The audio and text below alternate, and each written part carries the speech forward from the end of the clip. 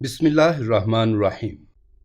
ایک دن میں اور میری بیوی کھانا کھا رہے تھے کہ باتوں ہی باتوں میں میری بیوی کہنے لگی کہ گھر میں بہت سارا ایسا سامان ہے جو مجھے وقت آنے پر استعمال کرنا ہوتا ہے اور ابھی اس کی ضرورت نہیں پڑتی۔ کیا تم میرے لیے باورچی خانے کے برابر میں ایک چھوٹا سا کمرہ بنا سکتے ہو جس میں میں یہ تمام کاٹھ کباڑ رکھ دیا کروں؟ میں اپنی بیوی سے بہت محبت کرتا تھا، لیکن میری جیب میں فی الحال گنجائش نہیں تھی کہ میں اس کی یہ خواہش پوری کر سکوں۔ میں نے اس سے 2 مہینے کا وقت مانگا اور ان 2 مہینوں میں میں نے اپنے کام کے وقت کو دگنا کر دیا اور اپنی بیوی کی خواہش پوری کرنے کا پورا ارادہ کر لیا۔ جیسے ہی 2 مہینے ختم ہو گئے، میں نے اپنی بیوی کی خواہش پوری کرنے کے لیے مزدور بلا لیے۔ کچھ دنوں میں ہی میں نے باورچی خانے کے برابر میں اس کی مرضی کے مطابق ایک چھوٹا سا کمرہ بنوا دیا۔ میں روزانہ معمول کے مطابق کام پر جاتا تھا، مگر جب سے وہ کمرہ بنوایا تھا اس دن کے بعد سے مجھے اپنی بیوی کا رویہ اپنے ساتھ کچھ غیر معمولی سا محسوس ہونے لگا۔ وہ کافی چڑچڑی رہنے لگی تھی اور اکثر میں نے اسے اکیلے میں روتے ہوئے بھی دیکھا تھا۔ میرا دھیان ہرگز اس طرف نہیں گیا تھا کہ اس کے رویے کی وجہ وہ چھوٹا سا کمرہ بھی ہو سکتا ہے۔ میرے اور میری بیوی کے درمیان کبھی بھی کسی بھی بات پر اتنے سال میں لڑائی نہیں ہوئی۔ حالانکہ ہمارے ہاں اولاد بھی نہ تھی، تو بھی نہ کبھی میں نے اسے طعنہ دیا اور نہ ہی کبھی میری بیوی نے اس بات پر ناشکری کا اظہار کیا۔ ہم اللہ کی دی ہوئی تمام نعمتوں سے بے حد خوش تھے۔ میں اپنی کم تنخواہ میں بھی اپنی بیوی کو خوش رکھنے کی کوشش کیا کرتا تھا۔ کبھی اسے گجرے لا کر دیتا تھا تو کبھی ہم باہر گھومنے جایا کرتے تھے۔ ان دنوں اسے نہ گھومنے پھرنے کا شوق تھا، نہ ہی وہ مجھ سے اپنی چھوٹی چھوٹی فرمائشیں کیا کرتی تھی۔ میں بہت پریشان تھا۔ ایک دن میں نے اسے کہا کہ میں اسے ڈاکٹر کو دکھا لاتا ہوں۔ میرے بہت منانے کے بعد وہ میری بات مان گئی۔ ہم ڈاکٹر کی طرف گئے تو ڈاکٹر نے میری بیوی کے رویے کی وجہ اس کی کوئی پریشانی بتائی۔ میں بہت پریشان ہوا کہ ایسا کیا ہوا کہ میری بیوی کو بہت پریشانی لگ گئی۔ میں نے اس سے بات کی تو اس نے کہا کہ مجھے کوئی پریشانی نہیں ہے۔ مجھے لگا کہ یہ پریشانی اولاد نہ ہونے کی وجہ سے ہے۔ جب میں نے اسے کہا کہ میں دوبارہ تمہارا علاج کروانا چاہتا ہوں تو اس نے مجھے سختی سے منع کر دیا کہ اب مجھے کسی علاج کی ضرورت نہیں ہے۔ میں اپنی بیوی کی اس بات سے بہت حیران ہوا اور میں نے غصے میں آ کر اس سے وجہ پوچھی تو کہنے لگی کہ میرے پاس بچہ پالنے کا وقت نہیں ہے۔ میں اور بھی حیران ہو گیا کہ اس چھوٹے سے گھر میں اسے کھانا پکانے کے علاوہ اور چھوٹی موٹی صفائیوں کے علاوہ بھلا کیا کام ہو سکتا ہے۔ ایک روز میں نے اپنی بیوی سے دفتر جاتے ہوئے کہا کہ آج میں گھر پر جلدی آ جاؤں گا اور ساتھ ہی میرے کچھ دوست بھی ہوں گے، تو تم چائے کا انتظام کر لینا۔ میری اس بات پر میری بیوی مجھ سے بہت خفا ہوئی اور ہم میں جو کبھی لڑائی نہیں ہوئی تھی اس بات پر ہم خوب لڑے۔ یہ پہلی مرتبہ نہیں تھا کہ میں اپنے کسی دوست کو چائے پر لایا ہوں۔ اس سے پہلے بھی کئی مرتبہ ہوا ہے کہ میں نے اپنے دوست کو چائے پہ بلایا ہے اور میری بیوی نے چائے کے ساتھ کچھ چھوٹا موٹا اہتمام بھی کیا ہوتا تھا، لیکن آج خلاف معمول میری بیوی کی اس بات پر میں بہت حیران ہوا۔ نہ جانے اسے میری جلدی آنے سے پریشانی تھی یا پھر میرے دوست کے ساتھ آنے پر یا پھر ہمارے لیے چائے کے اہتمام پر۔ بہرحال میں نے اس دن جلدی آنے کا اور اپنے دوست کو ساتھ لانے کا ارادہ ملتوی کر دیا۔ کئی دنوں تک ہم میں ناراضگی رہی۔ مجھے یہ بات سمجھ نہیں آئی کہ میری بیوی کا رویہ کیوں بدلتا جا رہا ہے۔ اسی دوران ایک دن مجھے سخت بخار ہو گیا تو میں کام پر جانے کے بھی قابل نہیں رہا۔ اتنے میں میری بیوی نے میری خوب خدمت کی، لیکن وہ مجھے کچھ پریشان سی لگتی تھی۔ زیادہ تر وقت کچن میں ہی گزارا کرتی تھی۔ مجھ میں اتنی نقاہت تھی کہ میں اٹھ کر بھی اس کی مدد نہیں کرواتا تھا۔ وہ میری بہت خدمت کرتی تھی۔ ایک دن میں غسل خانے کی طرف جا رہا تھا تو دیکھا کہ میری بیوی باورچی خانے کے پاس بیٹھے ہوئے رو رہی ہے۔ مجھے بہت تعجب ہوا۔ بہت پوچھنے کے باوجود بھی اس نے مجھے کوئی وجہ نہیں بتائی اور کہا کہ بس دل پریشان ہو رہا ہے۔ مجھے لگا کہ وہ میری بیماری کی وجہ سے پریشان ہے۔ اگلے دن میں گہری نیند میں سویا ہوا تھا کہ ایک دم سے کھانسی سے میری آنکھ کھل گئی اور میں نے کچھ سرگوشیوں کی آواز سنی۔ میں بہت حیرت میں آ گیا کہ آخر میری بیوی اور میرے علاوہ تو اس گھر میں کوئی ہے ہی نہیں، تو یہ سرگوشیاں کس کی ہیں؟ میری بیوی کس سے باتیں کر رہی ہے؟ میں بہت پریشان تھا۔ میں اٹھ کر باورچی خانے کی طرف گیا، لیکن مجھ سے زیادہ چلا نہ گیا۔ میں دوبارہ بیٹھ گیا۔ میں نے اپنی بیوی کو آواز لگائی۔ جب میں نے اس سے پوچھا تو اس نے کہا کہ ایسا کچھ نہیں ہے، یہ آپ کا وہم ہے۔ ان کچھ دنوں میں نے اسے بہت سی مرتبہ صبح باورچی خانے کے برابر میں بنائے ہوئے کمرے سے باہر نکلتے دیکھا، لیکن میری بیوی نے نہیں دیکھا تھا کہ میں نے اسے دیکھ لیا ہے۔ ایک دن میری طبیعت کچھ بہتر ہوئی تو میں باورچی خانے میں پانی پینے کے لیے گیا تو میں نے اپنی بیوی کو وہاں نہیں پایا۔ میں باورچی خانے سے باہر آ کر اسے ڈھونڈنے ہی لگا تھا کہ وہ باورچی خانے کے برابر میں بنے ہوئے کمرے سے نکلی اور مجھے دیکھتے ہی گھبرا گئی۔ اس کے ماتھے سے پسینہ چھوٹ گیا۔ مجھے لگا کہ ایسی کیا بات ہے۔ اس وقت مجھے بہت عجیب لگا تھا کیونکہ میں نے جب بھی اسے باورچی خانے کے برابر میں بنوائے ہوئے کمرے سے نکلتے دیکھا تھا تو میں سوچتا تھا کہ کوئی نہ کوئی کام سے یہ اس کمرے میں جاتی ہے، لیکن آج اس کے ماتھے کے پسینے نے مجھے کچھ اور ہی سوچنے پر مجبور کر دیا تھا۔ میرے پوچھنے پر اس نے بتایا کہ وہاں سامان رکھنے گئی تھی۔ میں نے بات کو وہیں ختم کر دیا۔ میں اپنی بیوی سے اب مزید بحث نہیں کرنا چاہتا تھا کیونکہ میری بیماری میں اس نے میری خوب خدمت کر کے میرا دل جیت لیا تھا۔ کچھ دنوں بعد جب میں دفتر کے لیے اٹھا تب بھی بیوی کو کمرے میں نہیں پایا۔ میں نے سوچا کہ وہ باورچی خانے میں میرے لیے ناشتہ تیار کر رہی ہوگی۔ جب میں باورچی خانے میں گیا تو وہ وہاں بھی موجود نہ تھی۔ میں نے غسل خانہ اور گھر کا کونا کونا چیک کر لیا مگر میری بیوی کہیں موجود نہ تھی۔ ابھی میں گھر سے باہر پریشانی کی حالت میں نکلنے ہی والا تھا کہ کچھ آوازیں میرے کانوں میں سنائی دیں۔ مجھے وہ آواز سمجھ نہیں آئی لیکن اتنا سمجھ آیا کہ یہ آوازیں اسی غیر معمولی کمرے سے آ رہی تھیں۔ میں نے دروازے کو کھولنا چاہا تو وہاں اندر سے لاک ہوا تھا۔ مجھے کافی پریشانی ہوئی۔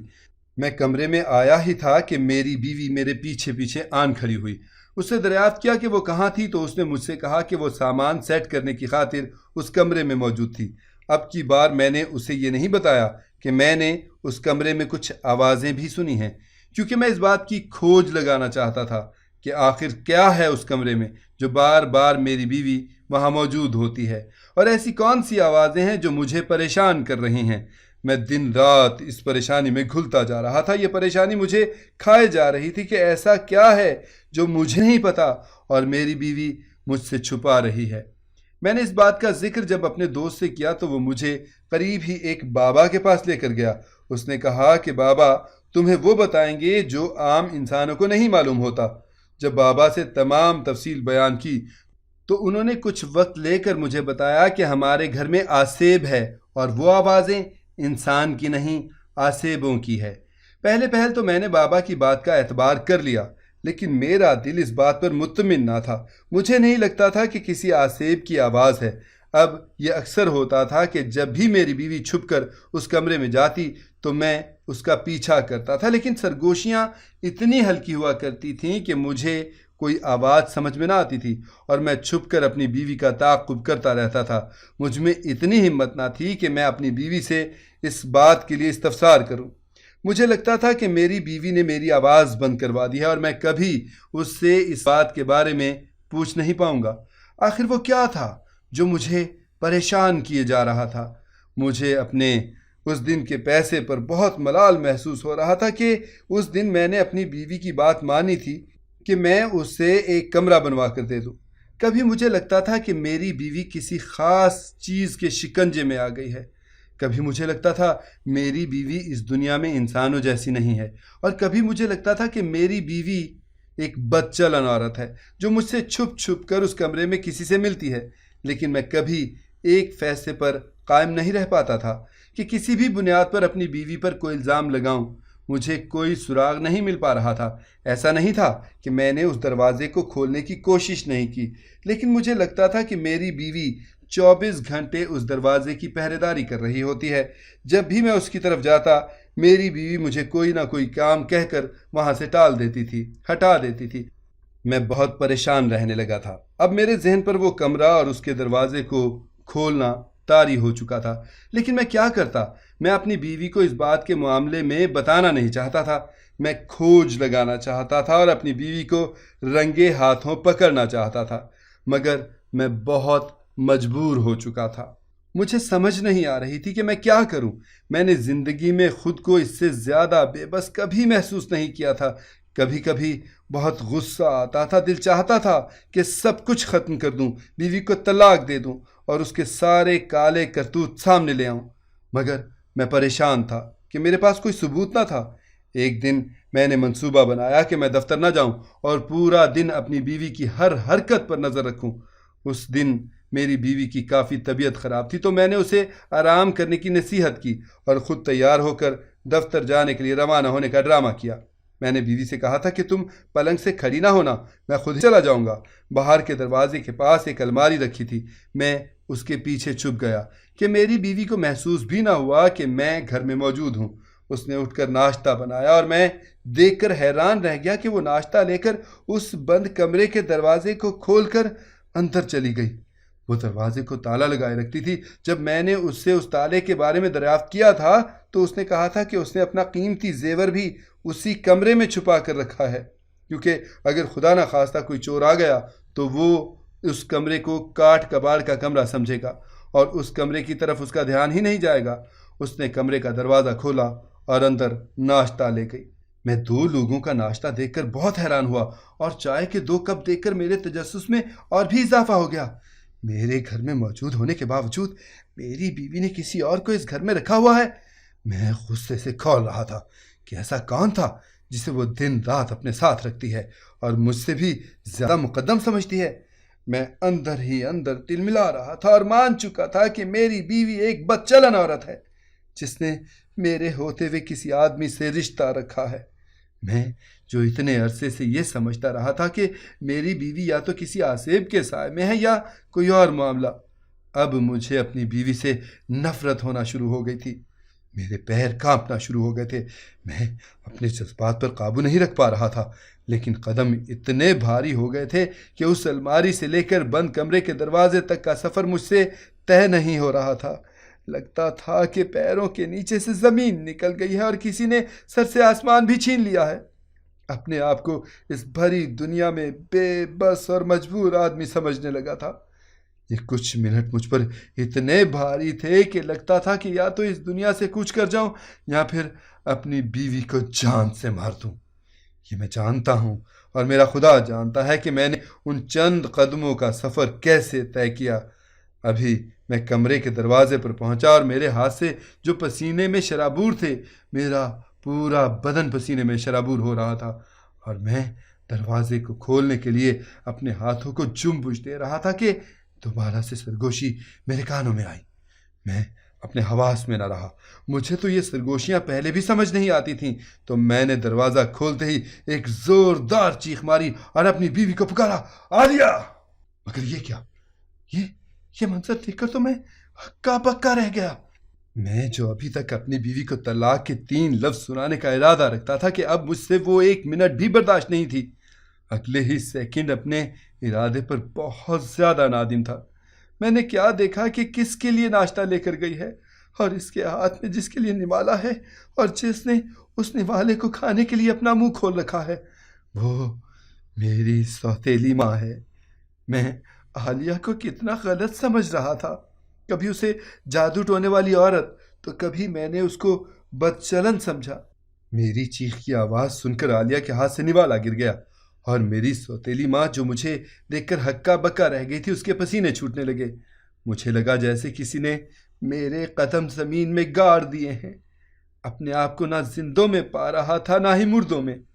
عالیہ اتنے عرصے سے میری ماں کو بند کمرے میں چھپائے اس کی خدمت کیے جا رہی تھی، جو کہ میرا فرض تھا، مگر میں اپنے فرض سے بھاگنا چاہتا تھا۔ میں اپنی سوتیلی ماں کو کبھی بھی اپنی ماں ماننے پر تیار نہ تھا۔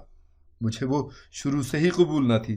مجھے لگتا تھا کہ میری ماں کی موت کی وجہ بھی میری سوتیلی ماں ہی ہے، حالانکہ میں جانتا تھا کہ ایسا کچھ بھی نہیں ہے، لیکن میرے ذہن سے کچھ باتیں بالکل بھی مٹ نہیں سکتی تھیں اور میں اپنی سوتیلی ماں کو قبول کرنے پر تیار نہ تھا۔ میری بیوی نے کئی بار مجھے دبے لفظوں میں سمجھایا تھا کہ ماں آخر ماں ہوتی ہے، چاہے وہ پالنے والی ماں ہو یا چاہے پیدا کرنے والی، لیکن اس بات پر میری شدید ناراضگی نے میری بیوی کو اصرار نہ کرنے پر مجبور کر دیا۔ عالیہ یہ بات جانتی تھی کہ میں اپنی ماں سے بہت بدظن ہوں اور میری سوتیلی ماں بہت مجبوری میں عالیہ سے مدد مانگنے کے لیے آئی تھی، کیونکہ انہیں میرے باپ کے مرنے کے بعد مکان مالک نے گھر سے نکال دیا تھا۔ اس کے پاس کوئی گھر رہنے کو نہ تھا۔ عالیہ رحم دل عورت تھی، میری ماں کو اپنی ماں جیسا مانتی تھی، لیکن گھر میں ناچاقی نہ ہو اس وجہ سے اس نے مجھ سے یہ بات چھپائے رکھی اور میری مجبور ماں کو اپنے گھر میں جگہ بھی دی۔ وہ بہت پریشانی کی حالت میں رہتی تھیں کیونکہ وہ دونوں جانب سے پھنس چکی تھی۔ ایک طرف شوہر تھا تو ایک طرف اس کے دل میں رحم دلی کہ وہ میری ماں کو بھی اپنی ماں کا درجہ دیتی تھی۔ عالیہ کا اتنا بڑا پن دیکھ کر میں تو جیسے چلو بھر پانی میں ہی ڈوب مرا۔ عالیہ کو اور اپنی سوتیلی ماں کو اپنے بستر پر بٹھا کر میں نے ناشتہ کروایا اور تمام رودات سن کر میں اتنا رویا کہ عالیہ اور میری ماں کے چپ کروانے پر بھی میری ہچکیاں نہیں رک رہی تھیں۔ مجھے لگ رہا تھا کہ کوئی آئے اور میرے ہاتھ کاٹ دے۔ ایسا لگتا تھا کہ میں چور ہوں، ایسا لگتا تھا کہ میں نے کسی کے حق میں ڈاکہ ڈال دیا ہے۔ آج مجھے سمجھ آ گئی کہ انسان کا کردار ہونا ہی کچھ نہیں ہوتا، بلکہ اگر انسان کے دل میں نرم گوشہ ہو تو وہ عالیہ جیسے لوگوں کی طرح بڑا پن دکھا سکتے ہیں۔ اگر آپ کو ہماری کہانی پسند آئی ہے تو اسے لائک کریں، شیئر کریں اور ہمارے چینل کو سبسکرائب کریں۔ اگلی کہانی تک کے لیے اجازت دیجیے۔ اللہ حافظ۔